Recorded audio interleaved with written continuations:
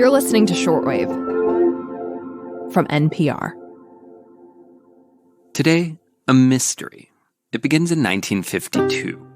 A self-taught geologist by the name of Margaret Wheat was giving an old quarry in the middle of the Nevada desert a sweep, like geologists do, when she uncovered an ancient skeleton in what would turn out to be an enormous graveyard. Neil Kelley has seen it firsthand. It is incredible how many ichthyosaur fossils are present at this site. They're just tumbling out of the hills, basically. Neil is a paleontologist at Vanderbilt University, and he says ichthyosaurs were marine reptiles that lived during the age of dinosaurs.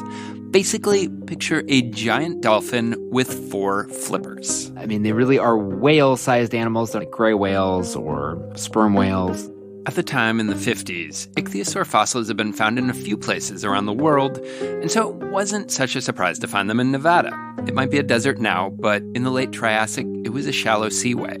So when Wheat reached out to some paleontologists at UC Berkeley and said, I found these giant ichthyosaur fossils in Nevada, they said, that's cool. We already have a lot of those, so we're not that interested in.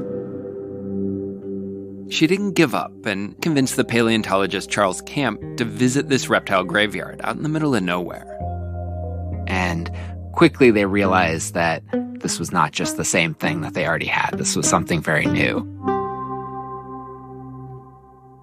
The sheer number of fossils was incredible. Some were nearly 50 feet long, larger than any known ichthyosaurs at the time. Camp described them as monsters and went on to spend years excavating the site. He named this new